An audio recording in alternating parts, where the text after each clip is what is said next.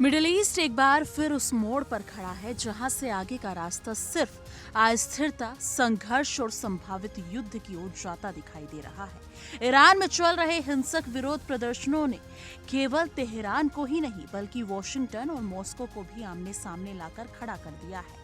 हालात इतने गंभीर हैं कि अब इस पूरे घटनाक्रम को सिर्फ ईरान का आंतरिक मामला कहना मुश्किल होता जा रहा है। जिस तरह से वैश्विक शक्तियां खुलकर प्रतिक्रिया दे रही हैं, उससे साफ है कि ये संकट मिडिल ईस्ट की सीमाओं से कहीं आगे जाने की क्षमता रखता है। ईरान इस समय अंदर से उबल रहा है, अपनी ही सरकार के खिलाफ सड़कों पर उतरी जनता पर सुरक्षा बलों की कार्रवाई ने हालात को और विस्फोटक बना दिया है। अगर ताजा रिपोर्ट्स के मुताबिक बात करें तो अब तक 2000 से अधिक लोगों की जान जा चुकी है, जबकि हजारों लोग घायल हैं या हिरासत में लिए गए हैं। सरकार ने हालात को काबू में करने के लिए इंटरनेट और संचार व्यवस्था लगभग पूरी तरह बंद कर दी है। इससे ईरान की तस्वीर दुनिया के सामने सिर्फ टुकड़ों में ही पहुंच पा रही है, लेकिन जो भी सूचनाएं बाहर आ रही हैं वो ये बताने के लिए काफी है कि देश में हालात बेहद बेकाबू हो चुके हैं। इसी बीच अमेरिका के राष्ट्रपति डोनाल्ड ट्रंप के एक सोशल मीडिया पोस्ट ने इस पूरे संकट को अंतर्राष्ट्रीय रंग दे दिया है। ट्रंप ने अपने प्लेटफॉर्म ट्रुथ सोशल पर ईरानी जनता को सीधे संबोधित करते हुए प्रदर्शनकारियों को देशभक्त बताया और उनसे सड़कों पर डटे रहने की अपील की। उन्होंने लिखा कि संस्थानों पर नियंत्रण करो और मदद रास्ते में। पोस्ट के आखिर में लिखा गया वाक्य मेक ईरान ग्रेट अगेन सिर्फ एक नारा नहीं माना जा रहा है, बल्कि इसे ईरान के आंतरिक मामलों में अमेरिका की संभावित सक्रिय भूमिका के संकेत के रूप में देखा जा रहा है।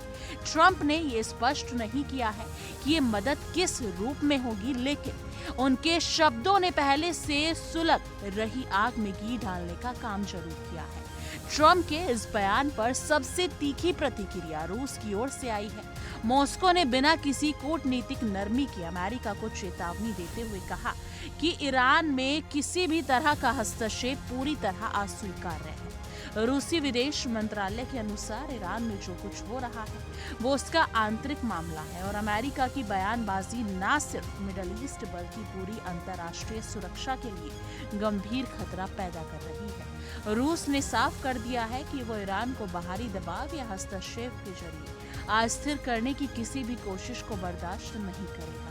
रूस की चेतावनी में एक अहम संदर्भ जून 2025 का भी है, जिसे जानबूझकर याद दिलाया गया। जून 2025 में ईरान और इजराइल के बीच 12 दिनों तक चला भीषण युद्ध आज भी दुनिया की यादों में ताजा है। उस संघर्ष में अमेरिका ने खुलकर इजराइल का समर्थन किया था, जिससे हालात और ज्यादा बिगड़ गए थे। रूस का कहना है कि उस युद्ध ने ये साबित किया था कि बाहरी शक्तियों का दखल पूरे क्षेत्र को तबाही की ओर धकेल सकता है। मॉस्को ने चेतावनी दी है कि जो ताकत एक बार फिर ईरान में जून 2025 जैसी स्थिति पैदा करना चाहती हैं, उन्हें इसके विनाशकारी परिणाम भुगतने के लिए तैयार रहना चाहिए। इस पूरे घटनाक्रम में अमेरिका की भूमिका सबसे ज्यादा सवालों के घेरे में है।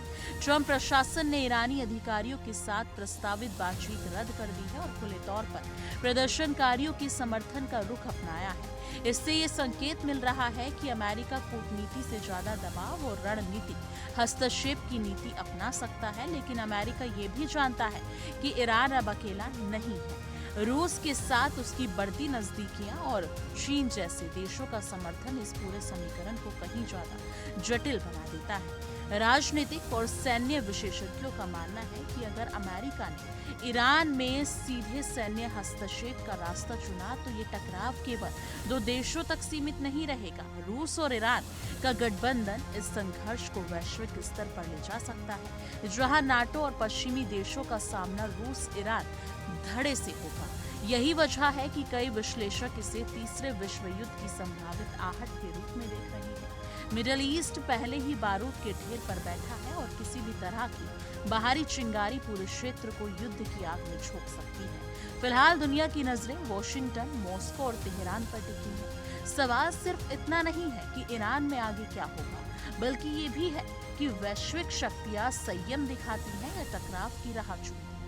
इतिहास गवाह है कि जब महाशक्तियां आमने सामने आती हैं तो उसकी कीमत आम जनता को चुकानी पड़ती है। ऐसे में आने वाले दिन ये तय करेंगे कि ये संकट बातचीत की मेज पर सुलझेगा या फिर दुनिया एक और बड़े युद्ध की ओर बढ़ेगी। लेकिन ये देखना काफी दिलचस्प होने वाला है कि आने वाले दिनों में इसमें क्या कुछ होने वाला है। ट्रंप आगे इस पर क्या कुछ रुख लेते हैं और बाकी देश की इस पर क्या कुछ प्रतिक्रिया रखती है। लेकिन इस मुद्दे को लेकर आपकी क्या कुछ राय है, कमेंट सेक्शन में अपनी राय जरूर साझा कीजिएगा।